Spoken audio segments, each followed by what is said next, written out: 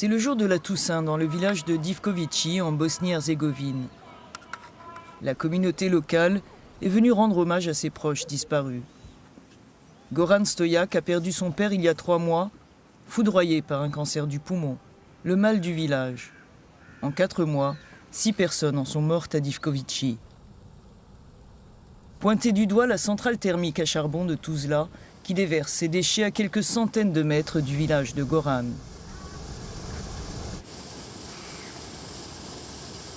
Depuis 4 ans, il se bat pour sauver les riverains de la pollution causée par la centrale. La centrale est là, et les résidus arrivent ici par ce pipeline.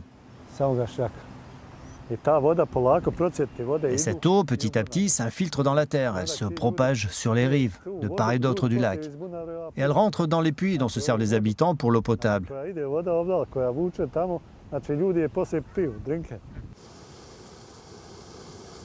Les déchets sont acheminés jusqu'à de vastes décharges situées à la lisière de Divkovići.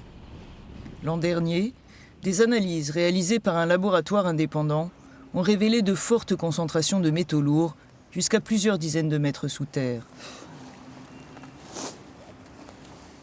On dirait de la terre assez riche, assez fertile. Et en fait, c'est de la poussière de résidus qui proviennent de la centrale à charbon. Et là-dedans, on trouve des choses comme du cadmium, du mercure, de l'arsenic, du chrome. Et tout ça a contaminé les terres qui entourent le village, ainsi que l'eau évidemment. Par temps sec, le vent charrie les suies toxiques jusqu'aux habitations. Bronchite, asthme, maladies pulmonaires sont le lot des habitants. La nuit dernière, j'ai dû emmener ma femme et notre enfant de 7 mois à l'hôpital à cause de problèmes d'obstruction pulmonaire. Quand je suis dans mon lit la nuit, j'entends les cris de douleur de mon voisin atteint d'un cancer du poumon. Ici, on est juste condamné à mourir. D'ici quelques années, ce village sera vide. Il n'y aura plus personne.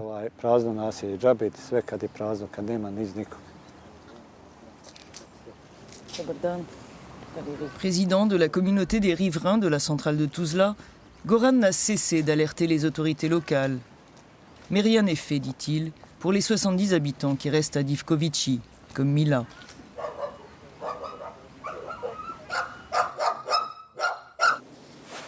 Retraitée, elle vit d'une maigre pension et jusqu'à récemment, des produits de son potager.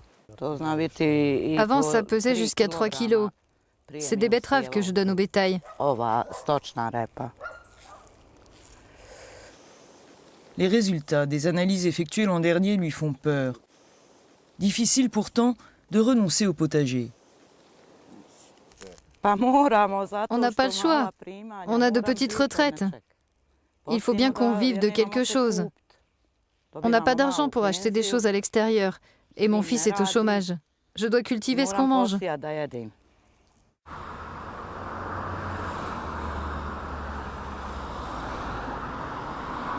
Impossible de pénétrer dans l'enceinte de la centrale à charbon de Tuzla. Nos demandes répétées auprès de la compagnie d'électricité qui la gère se sont perdues dans les fumées des cheminées.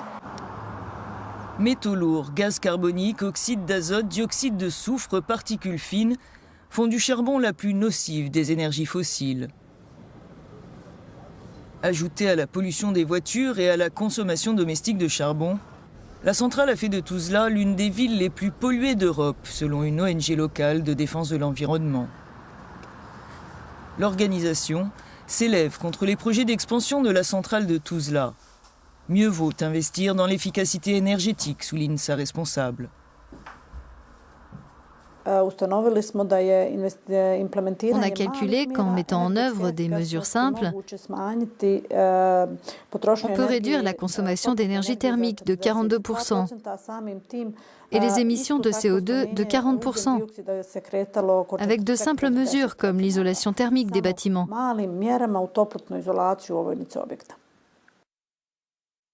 Aux 4 centrales à charbon de Bosnie-Herzégovine, pourraient s'ajouter 7 nouveaux sites dont les projets sont à l'étude.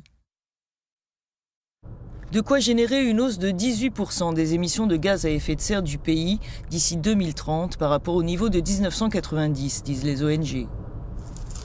À Sarajevo, nous avons rendez-vous au département de l'énergie du ministère du Commerce extérieur. Faute de planification nationale, la construction de nouveaux sites ne dépend pas de l'État, mais de ses composantes, la Fédération de Bosnie-Herzégovine et la Republika Srpska. Êtes-vous d'accord avec ceux qui pensent que pour respecter les objectifs de réduction des émissions, il faudrait annuler tous ces projets ?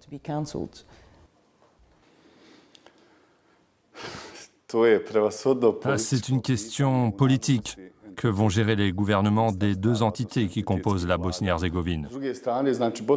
D'un autre côté, l'État est déterminé à respecter ses engagements envers la communauté de l'énergie et l'Union européenne. Nous sommes convaincus que nous allons atteindre l'objectif de 40% pour les sources d'énergie renouvelables à l'horizon 2020. Direction la Republika Srpska et la centrale à charbon d'Ugljevic.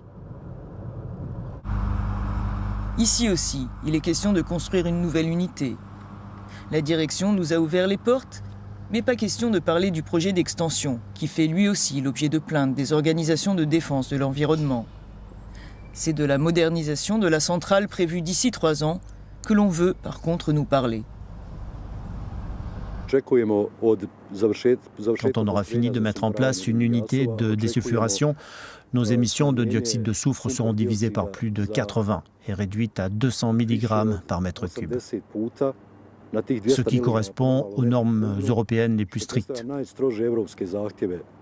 D'un autre côté, on va aussi diviser par 8 les émissions de matières particulières qui s'échappent de la cheminée en installant de nouveaux électrofiltres. En attendant, personne ici ne conteste les nuisances sanitaires et environnementales de la centrale. Mais c'est une source d'emploi vitale pour toute la région. Radivoje travaille ici depuis 20 ans, avant que ne se développent les énergies propres. La population ne peut pas, dit-il, se passer du charbon.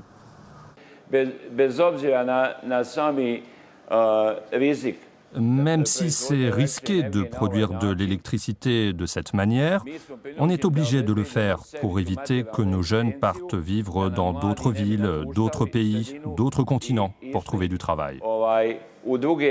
Et s'il n'y a plus de jeunes ici, quel intérêt cela aurait de continuer à faire fonctionner cette centrale ?